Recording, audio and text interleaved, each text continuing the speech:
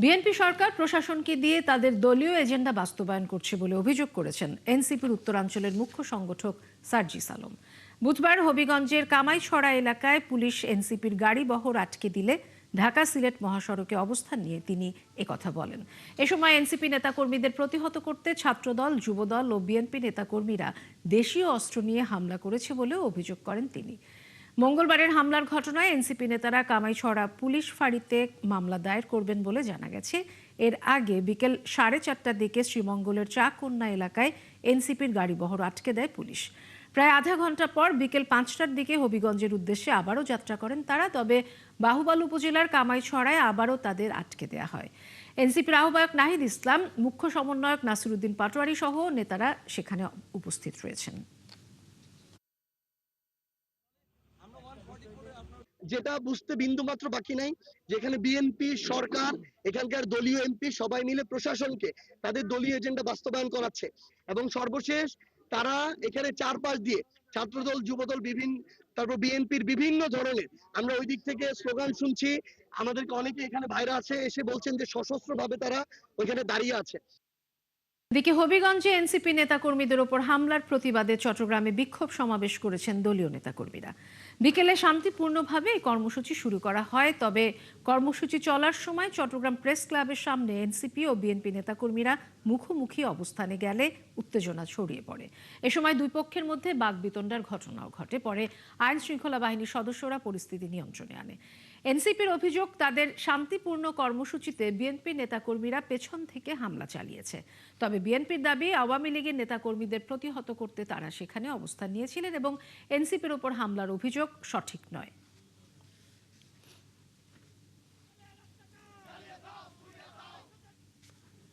আগে এখানে প্রোগ্রাম করছি, ওরা পরে আসবে কেন? আমাদের প্রোগ্রামে ওদের কাজ কি? রাজনৈতিক দলের সম্পত্তি না একটা দেশ। এই ধরনের সন্ত্রাসীর তীব্র প্রতিবাদ জানাই। তারা এখানে দেশ করতে আসছে না, সন্ত্রাসী করতে আসছে। ওরা নিজেরা আপনারা তো ছিলেন, আপনারা দেখছেন। আমরা কি ওদেরকে তুলে নিয়েছি? কিছু করছি। আমরা চিনি কারাকে, ঠিক আছে? ছাত্রলীগের বোধহয় করতে পারতো, সেই জন্য ছাত্রলীগকে ঠেকানোর জন্য আমরা দাঁড়াইছি। আমরা ওদেরকে কিছু করার জন্য দাঁড়াইনি। প্রধানমন্ত্রী তারেক রহমানের সফরের অপেক্ষায় ভারত। তবে আসন্ন ব্রিক্স সম্মেলনে তার যোগ দেওয়ার বিষয়টি ব্যক্তিগত সিদ্ধান্তের বিষয়, এমনটা মনে করেন ভারতীয় হাইকমিশনার দীনেশ ত্রিবেদী। ঢাকায় দায়িত্ব নেওয়ার পর বুধবার প্রথমবারের মতো পররাষ্ট্র মন্ত্রণালয়ে এসে সাংবাদিকদের এমনটা জানিয়েছেন তিনি। ত্রিবেদীর মতে আলোচনার মাধ্যমে সমাধান সম্ভব নয় এমন কোনো বিষয় নেই। সুফিয়ান ফারাবির প্রতিবেদন। প্রথমবারের মতো পররাষ্ট্র মন্ত্রণালয়ে ভারতীয় হাইকমিশনার দীনেশ ত্রিবেদী বৈঠক করেন পররাষ্ট্রমন্ত্রী খলিলুর রহমান ও প্রতিমন্ত্রী শামা ওবায়দের সঙ্গে।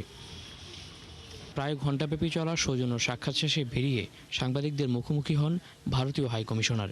জানান, মন্ত্রী ও প্রতিমন্ত্রীর সঙ্গে আলোচনা হয়েছে হৃদ্যতাপূর্ণ। মিটিংটা খুবই ভালো হয়েছে, and I am looking forward for a relation which is absolutely the foundation of which is the mutual benefit from people to people. প্রধানমন্ত্রী তারেক রহমানকে আসন্ন ব্রিক্স সম্মেলনে যোগ দিতে আমন্ত্রণ জানিয়েছে দিল্লি। ত্রিবেদী জানান, বৈঠকে এ বিষয়ে আলোচনা না হলেও প্রধানমন্ত্রীর সফর দুদেশের সম্পর্ক এগিয়ে নেবে। The prerogative of the Honorable Prime Minister, and of course from our side I can tell you for sure that we are anxiously waiting for the Honorable Prime Minister of Bangladesh for a visit to India, and I'm sure in the near future it will happen. We are very hopeful, and we are all looking forward to that. ভারতের সঙ্গে গঙ্গা চুক্তির মেয়াদ শেষ হচ্ছে এই ডিসেম্বরেই। এর মেয়াদ বাড়ানো বা নতুন চুক্তির দিকে এখন নজর ঢাকার। ত্রিবেদীর মতে আলোচনার মাধ্যমে সমাধান হবে না এমন কোনো বিষয় নেই। There is no problem which cannot be sorted out with the mutual understanding. Ultimately, at the end of the day, it is people. From people to people, whatever is beneficial to both the democracies and the... high commissioner বিশ্বাস করেন, দুদেশের মানুষের সঙ্গে মানুষের সম্পর্কই দ্বিপাক্ষিক সম্পর্কের মূল চালিকা শক্তি। I'm looking forward to everything which is positive, and I can tell you we had a great meeting with lot of positivity. Sufian Farabi, ৭১, Dhaka. স্থানীয় সরকার নির্বাচন সামনে রেখে ইসি নিরপেক্ষতা নিয়ে প্রশ্ন তুলেছে জামাত ইসলামী। নির্বাচন কমিশনের অতিরিক্ত সচিব শামসুল আলমের নিয়োগ বাতিল, এমপিওভুক্ত শিক্ষকদের নির্বাচনে অংশগ্রহণের সুযোগ এবং কার্যক্রম নিষিদ্ধ আওয়ামী লীগের পদধারীদের নির্বাচনে অযোগ্য ঘোষণা সহ একাধিক দাবি জানিয়েছে দলটি। সাতক্ষীরা 4 আসনের সংসদ সদস্যের বিষয়েও নিজেদের অবস্থান স্পষ্ট করেছে জামাত। বিস্তারিত ফারজানা আক্তারের প্রতিবেদনে।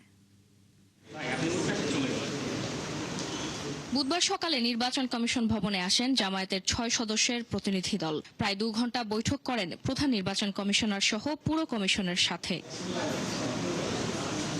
বৈঠক শেষে গণমাধ্যমে কথা বলেন জামায়াতের সেক্রেটারি জেনারেল মিয়া গোলাম পরোয়ার। তিনি বলেন, নির্বাচন কমিশনের অতিরিক্ত সচিব হিসেবে শামসুল আলমের নিয়োগ রাজনৈতিক বিবেচনায় হয়েছে। এই নিয়োগ স্থানীয় সরকার নির্বাচনের নিরপেক্ষতা ও গ্রহণযোগ্যতা নিয়ে প্রশ্ন তৈরি করবে। ইলেকশন কমিশন একটা কনস্টিটিউশনাল বডি। এখানে কোনো পলিটিক্যাল ব্যক্তির নিয়োগ যে কোনো নির্বাচনকে নিরপেক্ষ করার ব্যাপারে অন্তরা এবং বাধা।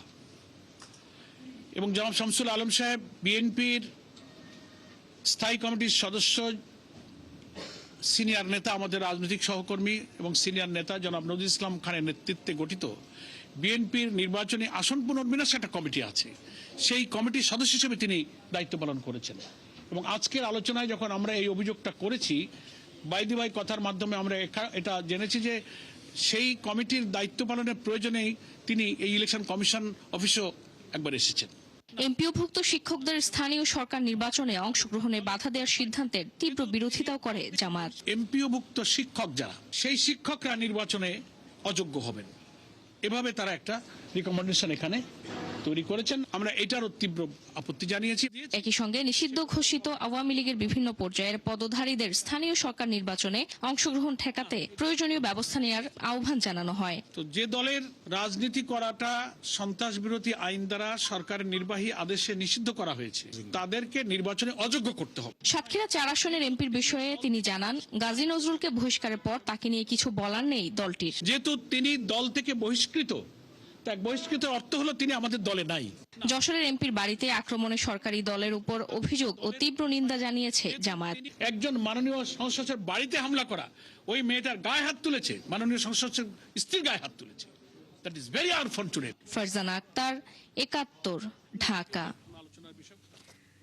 যারা দেশ অস্থিতিশীল ও স্বৈরাচার পুনর্বাসনের পথ তৈরি করতে চায় তাদের রাজপথেই জবাব দেওয়া হবে বলে হুঁশিয়ারি দিয়েছেন সমাজ কল্যাণ মন্ত্রী ডাক্তার AZM জাহিদ হোসেন। আর মৎস্য ও প্রাণী সম্পদ প্রতিমন্ত্রী সুলতান সালাউদ্দিন টুকু বলেছেন, বিএনপিকে কোনো পরাজিত শক্তি ক্ষমতা থেকে সরাতে পারবে না। রাজধানীতে এক আলোচনা সভায় তারা এসব কথা বলেন। মাহিলা ইসলামের রিপোর্ট। বিএনপির প্রয়াত নেতা শফিউল বারী বাবুর 6ষ্ঠ মৃত্যুবার্ষিকী উপলক্ষে বুধবার রাজধানীর ডিপ্লোমা ইঞ্জিনিয়ার্স ইনস্টিটিউশনে এই আলোচনা সভা আয়োজন করা হয়।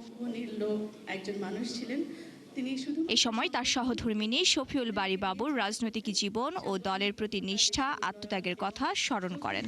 দেশের উন্নতির জন্য কিভাবে যোগ্য মানুষ তৈরি করা যায় সে চিন্তাটাই তিনি করেছেন। অনুষ্ঠানে মৎস্য ও প্রাণী সম্পদ প্রতিমন্ত্রী সুলতান সালাউদ্দিন টুকু বলেন, জনগণের সরাসরি ভোটে নির্বাচিত হয়েই বিএনপির রাষ্ট্র পরিচালনার দায়িত্ব পেয়েছে। তাই নানা ষড়যন্ত্র ও অপচেষ্টা চালিয়েও পরাজিত শক্তি বিএনপিকে ক্ষমতা থেকে সরাতে পারবে না। সংগ্রাম করে প্রত্যেকটি নেতাকর্মী স্বর্ণের মতো খাঁটি আর ইস্পাতের মতো কঠিন হয়েছে। কাজে বিএনপিকে এই সমস্ত পরাজিত শক্তি 71-এ যাদের ভূমিকা, বিতর্কিত ভূমিকা, যাদেরকে এই দেশের মানুষ রাজাকার হিসাবে চিহ্নিত করেছে, তারা বিএনপিকে ফেলে দিতে চায়। এত সহজ বিষয়। সমাজ কল্যাণ মন্ত্রী ডাক্তার AZM জাহিদ হোসেন বলেন, বাক স্বাধীনতার নামে উস্কানিমূলক বক্তব্য দিয়ে পরিস্থিতি ঘোলাটে করার চেষ্টা করলে তার জবাব রাজপথেই দেয়া হবে। অহেতুক মানুষকে উত্তেজিত করে দেশকে বিপদগ্রস্ত করা এবং স্বৈরাচারের রাস্তাকে খুলে দেওয়ার যে ষড়যন্ত্রে আপনারা নেমেছেন, এটি বিএনপি বা বিএনপির নেতা কর্মীরা জীবিত থাকা অবস্থায় বাংলাদেশে বাস্তবায়ন হওয়ার কোনো সুযোগ নাই। হুঁশিয়ারি করেন, যারা নতুন করে স্বৈরাচারকে পুনর্বাসনের ষড়যন্ত্র করছে তাদের বিরুদ্ধে প্রতিরোধ গড়ে তুলবে বিএনপি।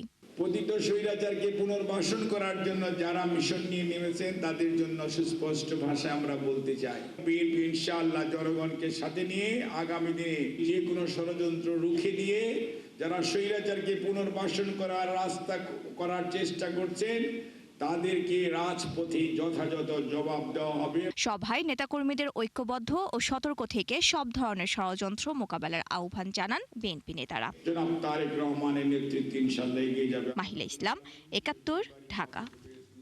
সাবেক বস্ত্র ও পাট মন্ত্রী এবং আওয়ামী লীগের সাবেক সভাপতিমণ্ডলীর সদস্য আব্দুল লতিফ সিদ্দিকীকে আজ গ্রেফতার করা হয়েছে। ঢাকা মহানগর গোয়েন্দা পুলিশের ডিবির একটি দল রাজধানীর গুলশান এলাকা থেকে তাকে গ্রেফতার করে। ডিবি জানায় ২০১৩ সালের মে মাসে রাজধানীর মতিঝিলের শাপলা চত্বরে হেফাজতে ইসলামের সমাবেশ ঘিরে হত্যা ও মানবতা বিরোধী অপরাধের মামলায় তাকে গ্রেফতার করা হয়েছে।